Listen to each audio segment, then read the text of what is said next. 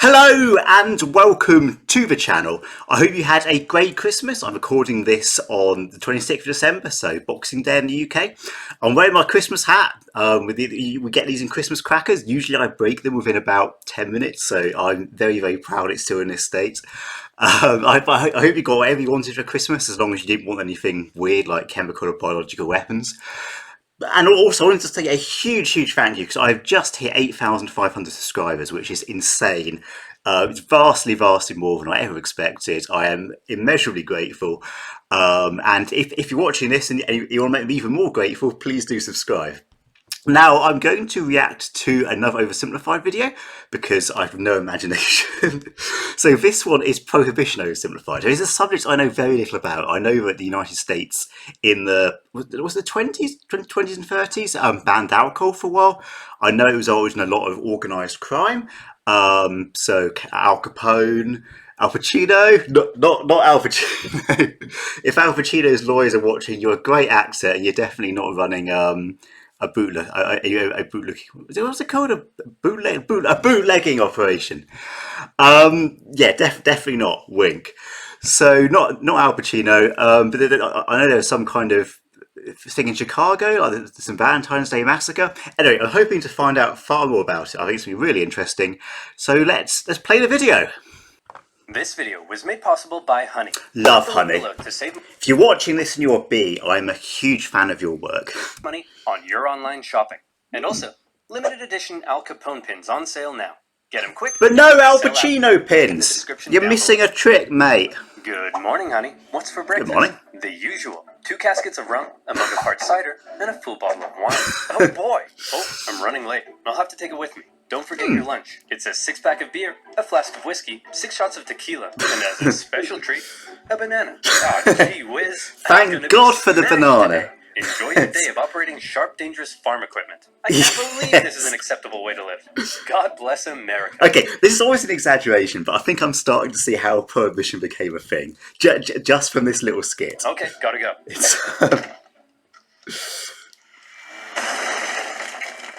I love my life! Yes, I'm starting to see the issue. America. The land of USA! Top-class infrastructure and wonderful urban sprawl. Ah, yes. Beautiful America. But what's the most American thing you can think of? The Statue of Liberty?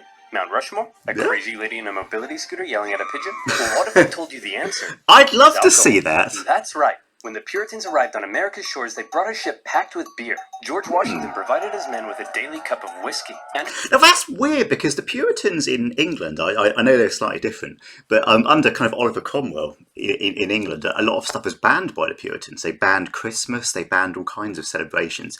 It's kind of interesting that they're okay with alcohol in America. I'd be interested to know more about that. Andrew Jackson's inauguration party left the White House so trashed that everybody had to be ordered outside. Frederick Douglass said whiskey made him feel like I've had sleepovers like that. Me too. Americans drink at breakfast. Doctors prescribe their patients hard liquor. In the 19th century, Americans drank 3 times as much as their modern-day counterparts. Bloody hell. Whiskey. Hey, Jerry, how's that report coming along? Already done, sir. I've also organized your paperwork, watered your flowers, and been a father figure to your children. Wait a minute. What's that smell? Have you been drinking at work? No, sir, I would never. Well, why not?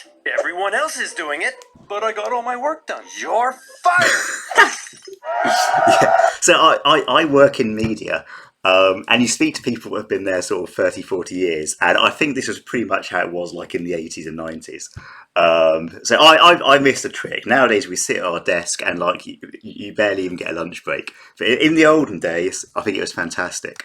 And pretty much like this. They drink at barn raisings, baptisms, and public hangings. Heavy drinking was so normal that it was as American as apple pie.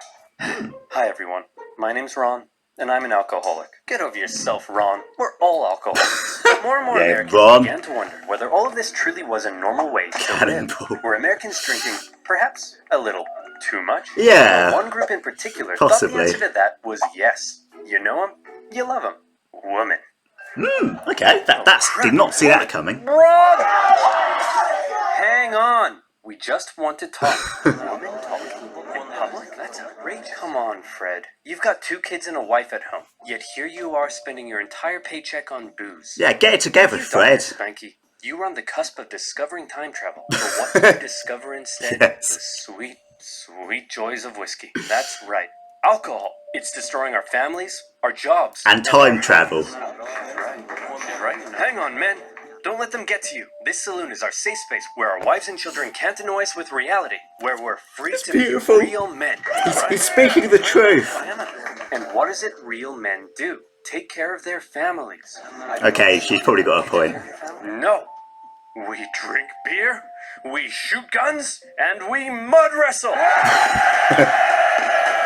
As America's heavy drinking ruined more and more lives, moral resistance began to arise, and women were at the forefront, taking matters into their own hands. So, being serious for a second, one thing I do wonder if, obviously, in the 20th century, I mean, even today, it's still a huge problem, but domestic violence. What was one of the reasons that women were so opposed to heavy drinking? Not just that causes issues with wasting money and looking after your families, but also did it encourage domestic violence? I don't know. I'm curious. I thought I'd throw that out there. At a time when women doing just about anything was shocking. They had enough of being victim to their husband's heavy drinking, and they were going to do something unprecedented. You're going to what? I'm going to protest.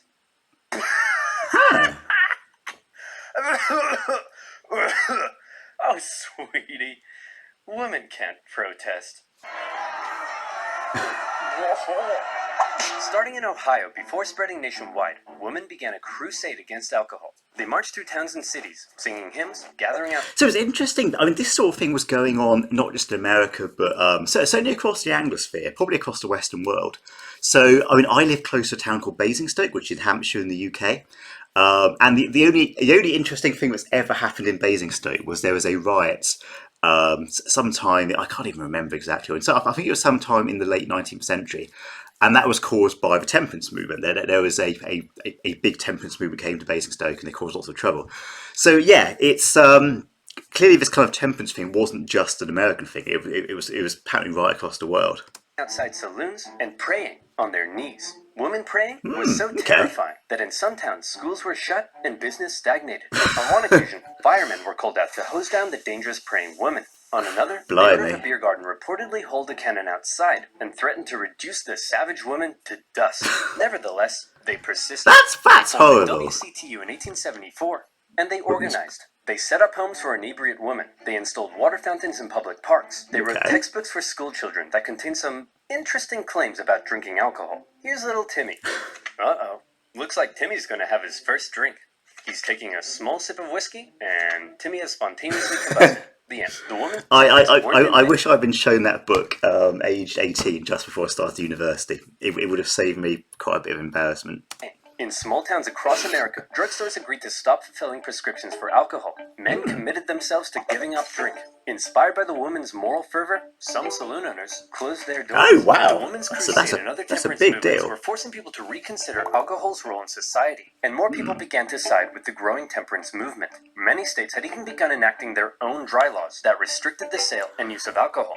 One of them was Kansas, where alcohol had been outlawed since 1881. Despite this, many illegal saloons remained open, and authorities had done just about nothing to stop them. One woman, disgusted by what she saw, decided she would take the law into her own hands. And not just any woman, a terrifying, hatchet-wielding, sweet old lady named Carrie Nation. Armed with her trusty hatchet and a bag of what she called smashers, she traveled from town to town visiting saloons. But she wasn't there to get smashed. She was there to smash. The man could do nothing but cower as sweet little Carrie hulked out and tore the place. This is amazing. Can you imagine if you're sitting in a bar or a pub and some old lady comes in with an axe and just starts smashing things? Like I think you'd be. I wouldn't intervene. I'd be simultaneously terrified and really, really impressed by that level of passion. That's one hell of a woman. Shreds. She went to Kiowa and smashy smash. Wichita, smashy smash. Topeka, smashy smash. On a couple of occasions, she was arrested, but each time they were like, surprise. "Okay, Carrie, we're gonna let you go so long as you promise to be a good girl and not smash up any more saloons, okay? Seems Screw fair. you, pig!" Yeah, I think she's gonna be all right. Smash, smash. Genuinely, they should make a movie about this woman. Like, she's incredible. I mean, like, I'm not. I mean, they're kind of slowly turning her into the Hulk, which is fair enough. I would be totally up for her joining the Marvel Cinematic Universe. It would be far from the worst Marvel character. smash. Carrie's tactics shocked the other members of the Women's Christian Temperance Union, but she assured them, and this is a quote, "Ladies, you do not know how much joy you will have until you smash, smash, smash." Carrie became a household name, and she hoped her unusual tactics would spread across the country. But unfortunately, many of the women's movements eventually slowed down. Why? Okay. Well, because of this kind of thing. Thelma, I ripped my pants again. Ugh, well, you'll have to sew them yourself because I'm going out protesting. What? I don't know how to sew. What if I burn the house down and get eaten by alligators? What? Don't be stupid, Mitch. Look, I've got to go.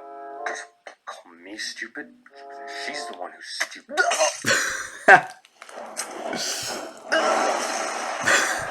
Hey, Thelma! Look who's stupid now! I do have a couple of jumpers I just sew up, but now I've seen this official public health warning showing me it will cause my house to combust and I'll get eaten by an alligator. I might not. I might buy new ones. So, thanks, Oversimplified. You saved me a lot. Oh.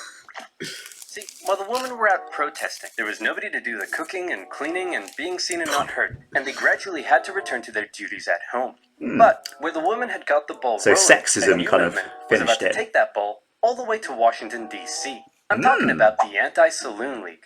The Anti-Saloon League was a political pressure group run by a very sweet-looking old man. But don't let that deceive you. This guy was an evil genius. While the women's movements were interested in a whole range of issues, Wayne Wheeler and the Anti-Saloon League only cared about enemy number one, Mr. Alcohol. And as a result, they were extremely effective. They were able to exploit the fears of the American people. And I mean everyone's fears. Here's how they did it. Hello, sir. Welcome to the Liberal Progressive Rally. Why don't you introduce yourself? Well, I'm Patty, and I'm an immigrant from Ireland. And tell me, Patty, do you drink? Oh, yes. I drink a lot. See, folks. Nothing about like this Patty, is come here remotely looking for a better stereotypical, life, I and want you to end up say. drunk in the gutter. Don't worry, sir. We're gonna help you. Yeah, good man. Hey, man, you're doing great. I just need you for one more thing. Hey, Christian conservatives. This is Patty. He's a dirty Catholic Irish immigrant who's come to destroy America with this alcohol-fueled... I'd love to know more. This is completely off topic, but I'd love to know more about the story of the Irish immigration to America. Because I've seen Gangs of New York, which I imagine is somewhat exaggerated. But it seems like there was quite the reaction against them, possibly because of the Catholicism. So yeah, that's definitely something I'll look for. I'll see if I can find a reaction video on it, possibly at some point. Butchery! Workers were told alcohol was a capitalist ploy to keep them safe. Yeah, so that's a really interesting about the workers. So there was definitely a time when temperance was quite associated with the political left. So, for example, George Orwell was a socialist, but he also mocked socialists, famously saying that they come across as weird, sort of sandal dressing weirdos, and that makes them hard to appeal to the working class. And one of the things he raised as an issue that makes socialists come across as unusual is their fondness for temperance. So there was definitely a time at the beginning of sort of, I guess, the early 20th century when the temperance movement and sort of the world socialist movement were definitely somewhat intertwined, which I think is really interesting. Subjugated. Because you might kind of think it's more of a right-wing Christian conservative thing, but obviously it goes way beyond that, as the video The owners shows. were told alcohol was making their irresponsible workers lazy. The black community was warned alcohol was hindering its progress, while racists were warned alcohol would turn black men into brutes. In one of the most confusing eras of Racists American have to politics, ruin totally everything. opposing groups found themselves agreeing on at least one thing. Alcohol was bad. The Anti-Saloon League also made great use of propaganda, something prohibitionists have been doing for decades. Take this specimen, for example, that warns what will happen to you if you start drinking. Let's see. First you take a drink, you get a little rowdy, okay. You make some new friends. Nice. Going well? Then you become homeless. Oh. You turn to crime. Oh. But the most effective tactic we look... I mean, actually, honestly, there's like probably 10% of me that thinks that should still be a public health advert, because that would be way more effective than some of the other ones I've seen running. ...used to force prohibition on America was pressure politics. In any election he could, Wheeler very successfully rounded up support against any politician who was in favor of alcohol. In Ohio alone, he had 70 state representatives and the popular Republican governor ousted from office and replaced with prohibitionists. That's crazy. Every politician in America was afraid of Wayne Wheeler. Even those who enjoyed alcohol in private began pretending to be against it in public. Alcohol is delicious. malicious. Sorry, Wayne. Thought that there are no parallels here at all to contemporary drugs policy. Certainly not in the UK. I want to make that very, very clear. I'm really drunk right now. Then it really hit the fan in 1917, when America found itself fighting in the First World War against Germany. Anti-German sentiment exploded. Sauerkraut became Liberty Cabbage. German measles became Liberty measles. This is like became the embodiment of evil. Freedom America, fries? You've always been this way. The biggest brewers in America were German, and Wheeler saw to it that drinking alcohol became akin to pro-German treason. The German brewers desperately tried to fight back, creating their own propaganda, presenting beer as a healthy beverage, one that you could even give to your kids. As you can imagine, it didn't go down well. President Wilson instituted some temporary wartime prohibition measures to save grain for food. And with many in the country now in support of prohibition, all that was left was to make it law. One problem was that... So this Wheeler guy is fascinating. The way he's sort of playing off different factions using different techniques. Guy comes across as a political genius. I will have to look him up. I want to know more about this guy. Made up nearly 40% of the U.S. government's 40%! And the government wasn't just about to give that That's up. insane. No the Anti-Saloon League helped lobby for the hell. creation of a new income tax on the American people. And just like that, the government was no longer reliant on alcohol. Prohibition was finally introduced to Congress in 1913, not just as a law, but a constitutional amendment. In 1917, as the House held their final vote on the Prohibition Amendment, Wheeler was watching from the gallery. You spineless cowards. I know half of you drink, yet here you are bowing down to Ned Flanders up there. Yes. Like he's some kind of... But the Ned Flanders analogy is spot on. And Ned Flanders could be terrifying. I think Ned Flanders would be a very dangerous enemy to have. Caesar. Ugh, don't be so dramatic. I obviously don't think I'm Caesar. Yeah. Now release the lion. In the end, Prohibition passed the House easily, 282 votes to 128, and the states ratified the new amendment by 1919.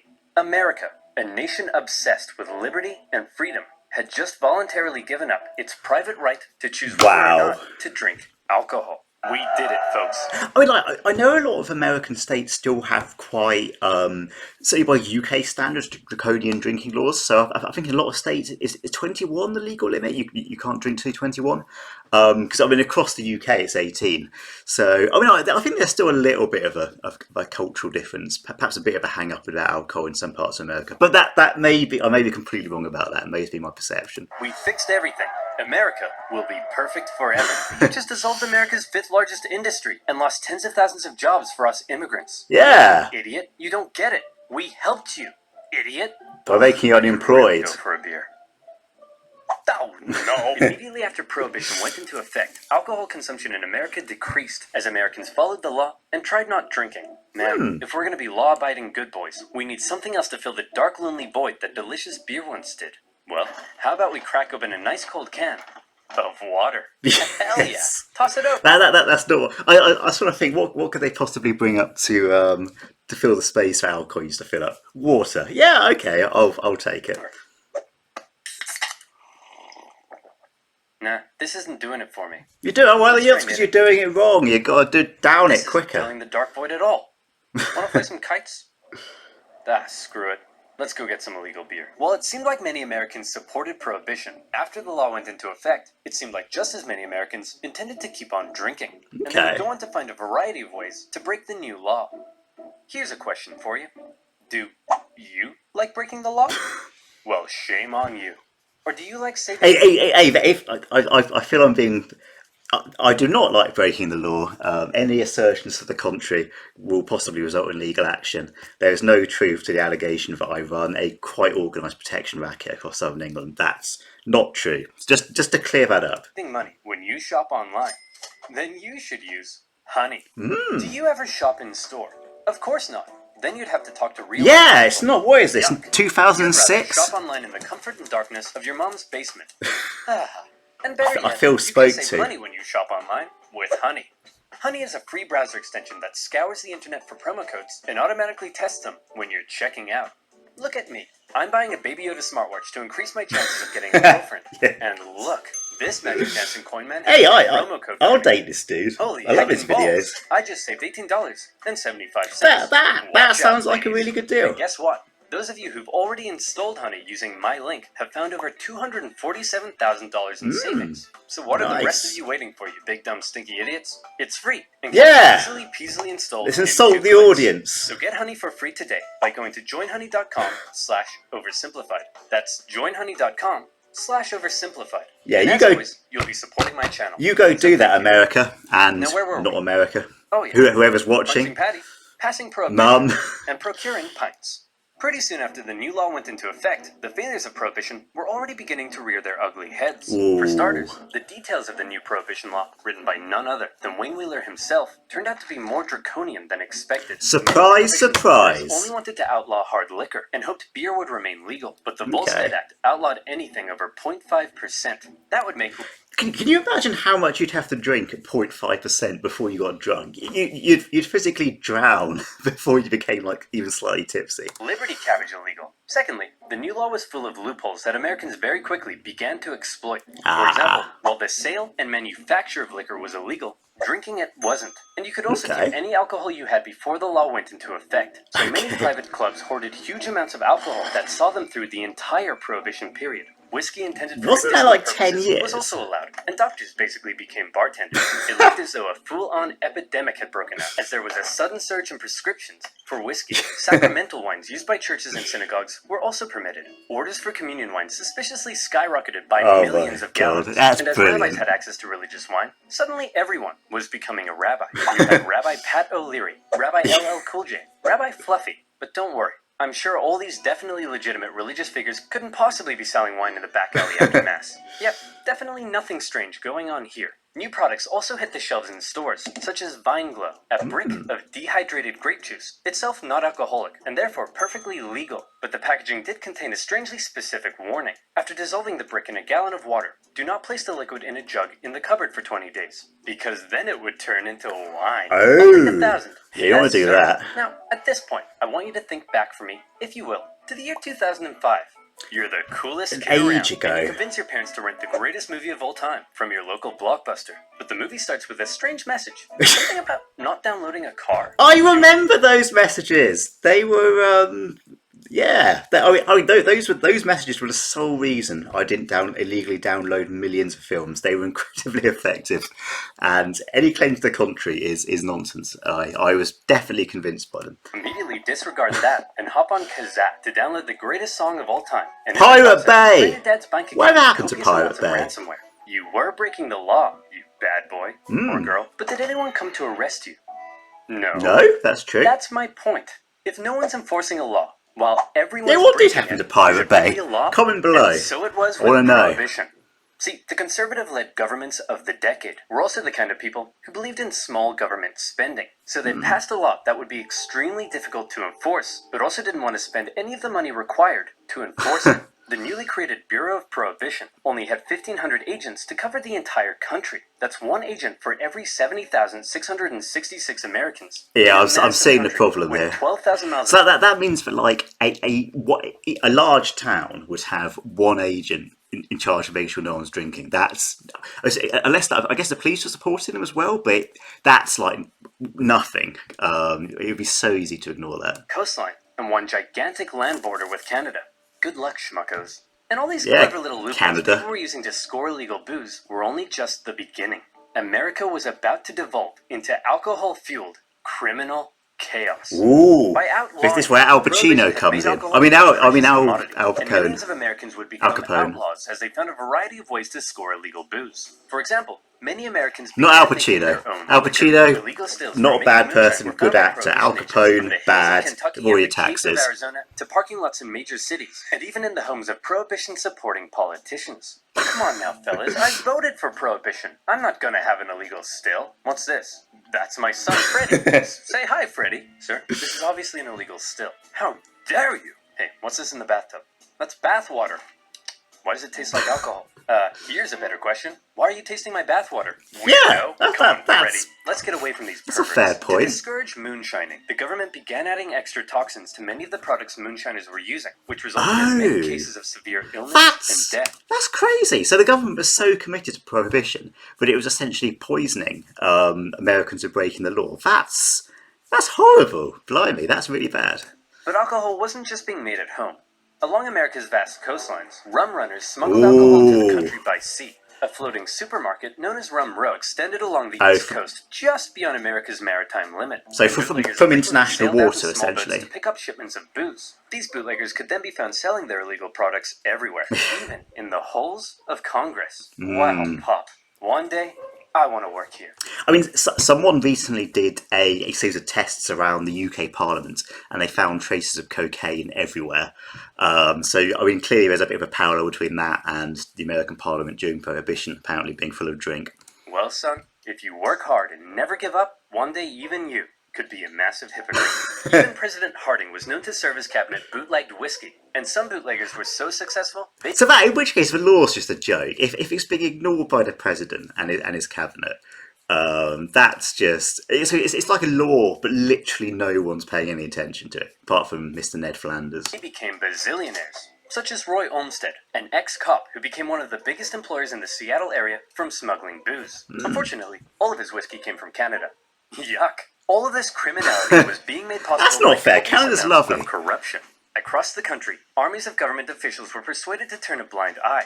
Bootleggers became so rich, it was no problem to stuff a couple $1,000s into the front pocket of the police chief, or the mayor, or their disapproving mother. And some cops were getting almost as rich as the bootleggers. Alright, men, everyone gather in. I've received word that one of you has been taking bribes from bootleggers. Any ideas who? Kevin, perhaps. Got any thoughts? No, sir. Many police officers came from the same community. It's weird. Look, he looked like Venetian or something. I mean, Kevin's got, honestly, good taste. Communities that drink a lot. No, honestly, not good taste. I completely take that back. Venice, if you're watching, you're not the fashion capital you think you are. And they weren't about to arrest their own granddads for knocking back some homemade gin. But all this isn't to say there was no enforcement. Plenty of government officials were doing their best to enforce the new laws, and some unlucky individuals received very harsh penalties, such as a Michigan mother who was sentenced to life in prison for small-scale moonshining. Wow. Cases like these were widely reported in the media, and only served to make Prohibition even more unpopular. Wow. But not just that, the media also loved to cover the exploits of the most famous bootleggers, turning them into national icons. So it's this weird situation where like alcohol is simultaneously being glorified by the media, but is also illegal. So people are getting caught up in it. I mean, to be honest, there's definitely, I think, a bit of a parallel between that and certain drugs, which are also kind of glamorized by the media and popular culture. But certainly in the UK, I know the US has been reforming a bit, but in the UK, were made illegal. It's a kind of weird paradox. One of the biggest bootleggers was a man named George Remus. Originally a lawyer, he watched as his bootlegger clients paid off enormous fines like it was nothing, and proclaimed bootlegging's the business for me. But unlike most bootleggers, Remus had big brain, and he came up with a pretty clever system. See, there were millions of gallons of liquor produced before Prohibition that were sitting in distillery warehouses, and it could only be sold with government permission to drug companies. So Remus set up his own drug company and bottled the liquor. Then he set up his own transport company to transport the liquor. And then he would send his own men out with guns to intercept his own transport vehicles. And this would happen. Hey man, this is a stick-up. Oh no, please don't hurt me. I won't hesitate to shoot. Please, I have a wife and kids. Hand over all the whiskey, Fatty. Hey! Fatty isn't in the script, you jerk! After stealing all the whiskey from himself, he could then sell it for big bucks. The perfect crime. Unfortunately, Remus was eventually caught by a goody two-shoes Prohibition director in Indiana who wouldn't take Remus's bribes, and the government found Remus guilty of violating the Volstead Act 3,000 times. Wow. For 2 years, as Remus sat in prison, his wife promised to take care of all of his money. And by take care of his money, she meant have an affair with a Prohibition agent, sell off everything Remus owned, and file for divorce. That's the ultimate slap in the face. You get done for Prohibition, and then your wife runs off with a Prohibition agent. Wow, that must have hurt. When Remus finally got out and found his big fancy mansion empty with his wife gone, he reportedly broke down in tears. Don't blame the guy. During their divorce trial, he spotted his wife in a car in Cincinnati. Remus hopped in a cab and asked the driver to run her off the road. The driver was like, okay. Then Remus got out of the cab and shot his wife dead. Oh no! Okay. Completely changed my mind about this Remus guy. Remus guy, not good. My brief sympathy has completely evaporated. Himself into the police, and his next trial, this time for murder, became a national sensation. Remus defended himself, claiming insanity, occasionally carrying out skillful questioning, occasionally crying in the corner. But the nation felt bad for him. His wife had screwed him over, and so when after just 19 minutes of deliberation, the jury returned and declared him not guilty. The court erupted into celebration. What? And just to remind you, this guy bluntly killed admitted his- to murdering his wife. The American justice system. That's As That's alcohol something poured else. into the nation, a lot of it was going to a new type of drinking establishment that had been booming in popularity. A secret drinking establishment. Ooh. So secret that from the outside they often look like ordinary shops or homes. So secret that you usually needed a password to get in. So secret that That's my everybody password. knew about them. Speakeasies. And once you were in, the party went all night long. Scantily clad flappers, snake ladies, jazz. It was a roaring time to be alive. Some Nice. publications even posted reviews of these illegal clubs, and bribes galore kept the party going. It seemed like So basically, there's these laws in place for what I've been being violated left, right, and centre. I mean, I've heard from I've got some friends from Middle Eastern countries, and I've heard of it. I mean, it's probably not to that extent, but I've heard of it in Iran. There's loads of sort of, or in Tehran, which is obviously the capital of Iran. There's sort of secret underground drinking clubs and stuff, which are, you know, sort of, I don't know if they're semi-tolerated or if they're genuinely underground. But it's kind of interesting how you get this parallel history. You try and stop people doing stuff, and regardless of the society, they still try and do it. half the police officers and federal agents in cities like New York were receiving kickbacks from speakeasy owners. They're all Venetians Hey! now. What the Kevin Costner is going on here? They bring Officer Kevin Costner O'Hannon, into it. Taking bribes? Why am I not surprised? Prohibition Director Simmons? For shame. Mom? What would Dad say? Ask him yourself. Dad would say, quit being such a wet blanket and let Daddy earn his tips. Anytime a speakeasy was shut down by authorities, it seemed like 3 more would just pop up elsewhere. And some neighborhoods were so full of them that one resident began hanging a sign to try to keep partygoers from constantly knocking on her door. Oh my It really God. seemed like the new laws regarding alcohol, in some places, were simply being ignored. And one prohibition agent Yeah, who traveled does- the country liked to see which city was the most defiant by timing how long it took for him to be offered a beer after he arrived. His winner? New Orleans, where a cab driver offered him a drink after just 35 seconds. Bravo. That's nuts. I mean, again, I've heard similar things in Egypt. So I've heard that taxi drivers in Egypt sometimes offer people beer, despite the fact that obviously it's a very conservative Islamic country officially. Yeah, so taxi drivers apparently, wherever you go in the world, if you want to get booze, go to a taxi driver. Top tip. Well, many voices in Congress were already speaking out against prohibition and its failures. Don't To blame display them. how ridiculous the whole thing was, one Republican congressman gathered the media to all come and watch him drink a homemade beer. When he asked a passing police officer if he'd like to arrest him, the officer said no. Hey, Wayne, is all this what you had in mind? I thought we were going to make the country better, but it almost seems like it's worse. What do you mean? Alcohol consumption is down. Well, that may be Officially. true in your small town world, but it says here drinking in some areas is up, as are arrests for public intoxication, drunk driving, and incidents of liver cirrhosis. The general chaos has turned America into a nation of criminals with no respect for the law, and all these attempts at enforcement are just costing the economy valuable money and eating up judicial time and resources. Release the But other than that, The social change and corruption that Wheeler and the Anti-Saloon League had been so eager to prevent, in the cities at least, was surging. See, when something's legal, you can usually regulate and control it. But make that thing illegal, and often anything, becomes fair game. Legal drinking age, gone. Mandatory closing hours for clubs and bars, gone. Other unspoken sociocultural rules surrounding alcohol, gone, gone, gone. In speakeasies, different genders and ethnicities were beginning to mingle in a way they hadn't done before. The Roaring Twenties saw a monumental... so that's really interesting.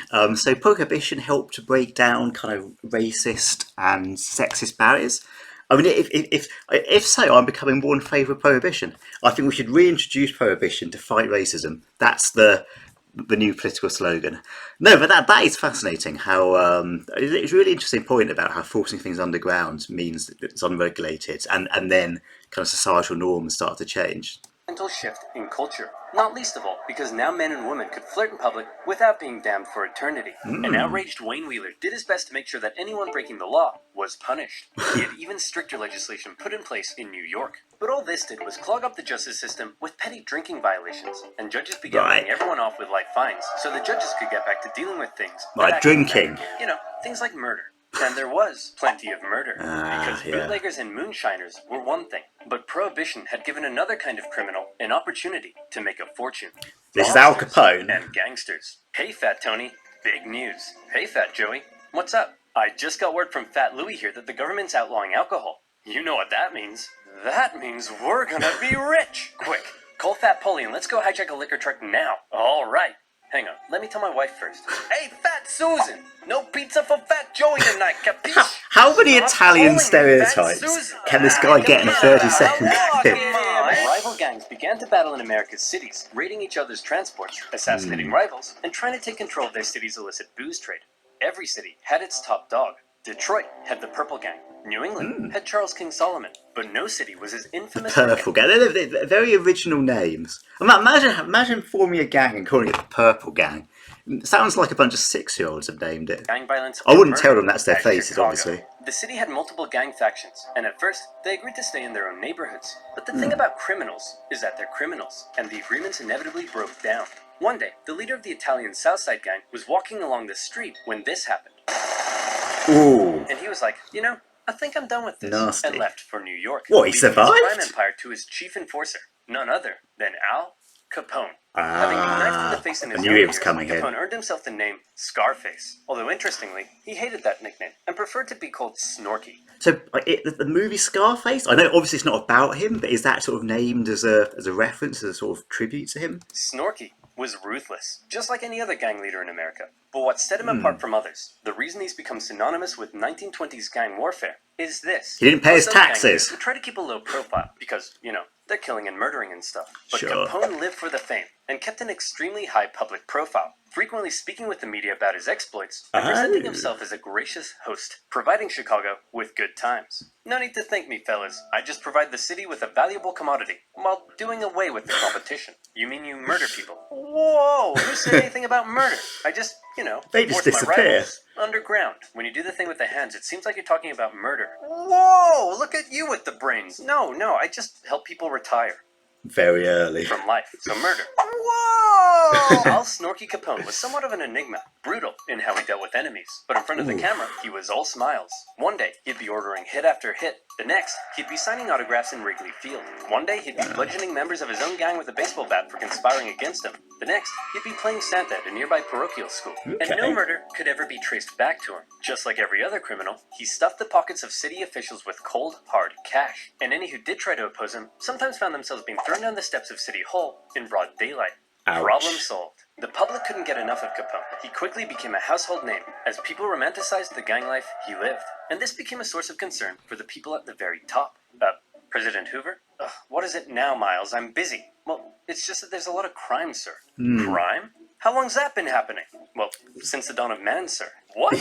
Would you like me to blame it on the Democrats again? No, Miles, I want you to blame it on squirrels. Yes, the Democrats. Now stop wasting my time. Since having a crime lord controlling public officials and winning the hearts of the people probably wasn't a good thing, Hoover personally ordered that something be done about this Capone fellow.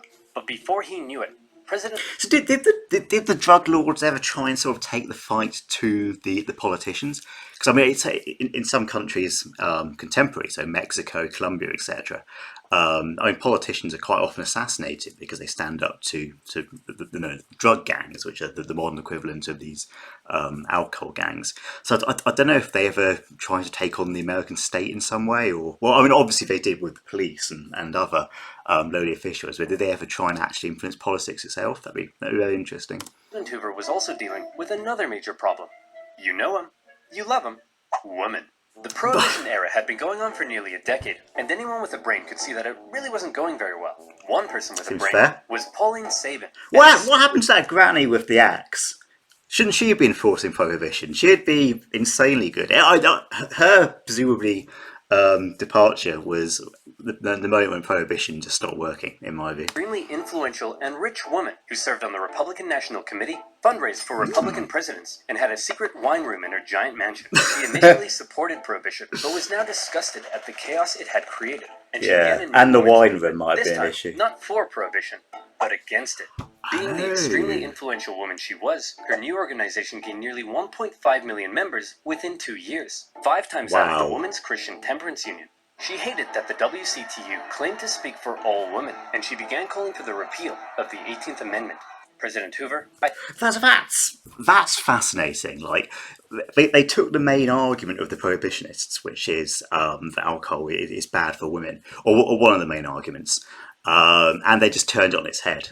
That's very, very impressive. I helped fund your campaign, and now I want you to end prohibition. Miles, what is it I say when I'm not going to do anything?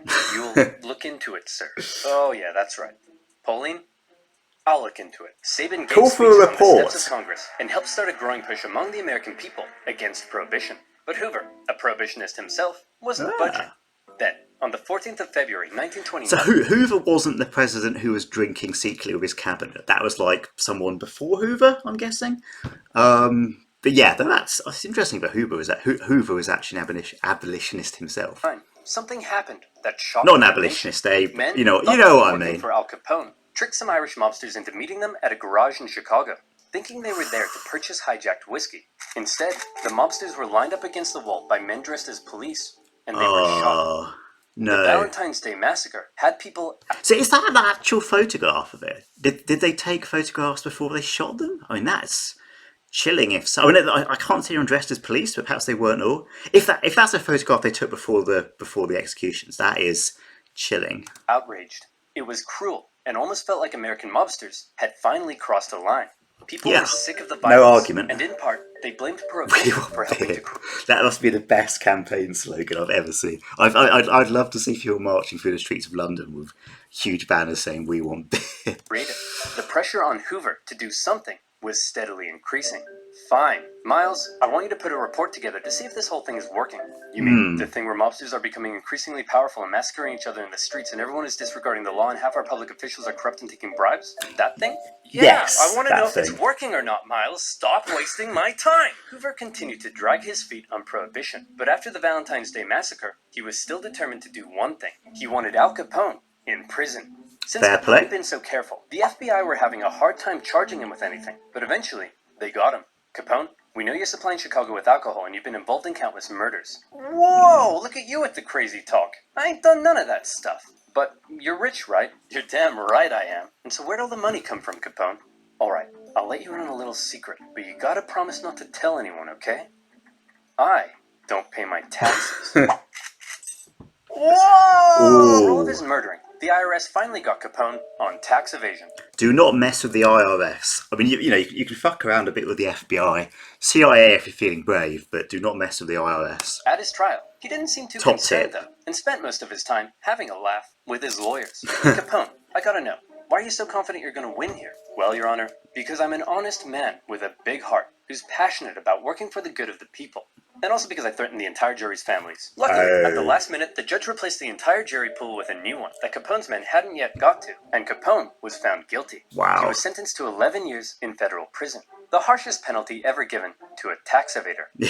But even with Capone locked away, the violence in Chicago and other cities continued, and in response, the movement against prohibition continued to grow. And the final nail in prohibition's coffin came in 1929. After a decade of booming economic growth under 3 Republican presidents, the stock market plummeted, and America was thrown into the grips of the Great Depression. It was an awful time. 1 out of every 5 workers, 15 million people, would lose their jobs. Half the nation's banks failed. Temporary shantytowns were built for the broken homeless in public parks. Suddenly, very few people had time to care about prohibition. Expensive enforcement of an unenforceable law didn't seem like that big of a priority when people were having their homes repossessed and losing their life savings. Fair point. And many began to argue that repealing prohibition would create vital jobs and tax revenue for the government. Yet That's really interesting. So one of the reasons prohibition was overturned was the Wall Street crash, the Great Depression.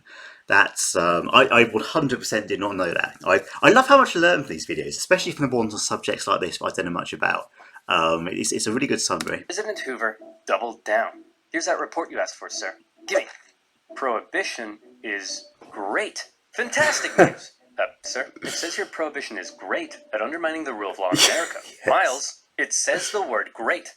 That means good. Now stop wasting my time! The public, increasingly shocked at the violence they saw in the streets, the corruption they saw in the government, the general disregard for the law, and now an economic calamity, had enough. For his re-election, Hoover faced a Democratic candidate who promised to finally do something about prohibition.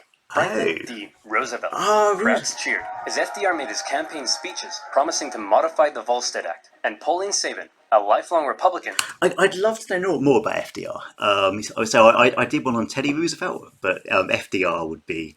There must be like a biography channel video on him or something. I'll look it up at some point. Along with her 1.5 million supporters, endorsed Roosevelt. And on election day, it was a landslide. Before FDR had even taken office, Republicans in Congress began the process of passing the 21st Amendment to repeal Prohibition. One of FDR's first acts as president was to pass the Beer Permit Act, which made beer legal while the new amendment was being ratified. In 1933, with the passage of the 21st Amendment, Prohibition was finally over, and the people celebrated like they'd just won a world war. Bars and taverns were packed. The WCTU were inconsolable. Wayne Wheeler was dead, and the celebration, particularly in America's cities, was intense. Heading into the mid-1930s, the effects of Prohibition were clear to see. From now on, culture around drinking had changed, with men and women drinking together, not in saloons, but in bars and taverns. The crime syndicates that had been given so much power through Prohibition remained powerful as they moved on to other things. Some states opted to remain dry. So, that's an interesting point. So, some kind of the organised crime that continued, I guess, into the post-war era was still based around the same foundations as the gangs that had been created over Prohibition. That's really interesting. So they kind of moved from alcohol to something else, and I guess eventually got into cocaine or whatever in the 70s. That's fascinating. With Oklahoma only repealing its prohibition laws in 1959. Oh, to this day, there are still counties in America with some form of prohibition. So what did we learn today, kids? What's the big lesson here? What's the moral of this story? Don't ban alcohol. And apply to our day-to-day and pay lives. your taxes. Maybe that you shouldn't force your own morals on others who don't share them. And Al Pacino's not a Americans mobster. Not to do something. That's the one thing they'll definitely do. Or maybe there is no lesson. Maybe we're all just a bunch of dumb, stinky idiots, and we're all doomed. The end. On that very happy note, that was I really enjoy these videos, especially where it's something I don't know much about. So there are some videos where I know a bit more about it and I provide a bit more commentary. This I knew almost nothing about, and I'm now considerably better informed, and I'm very grateful. But a huge thank you. If you made it this far, you are a legend. Please do subscribe, leave a like, leave a comment. And I hope very much to see you for lots more videos in 2022. Thank you. And also go and have a drink. You've earned it.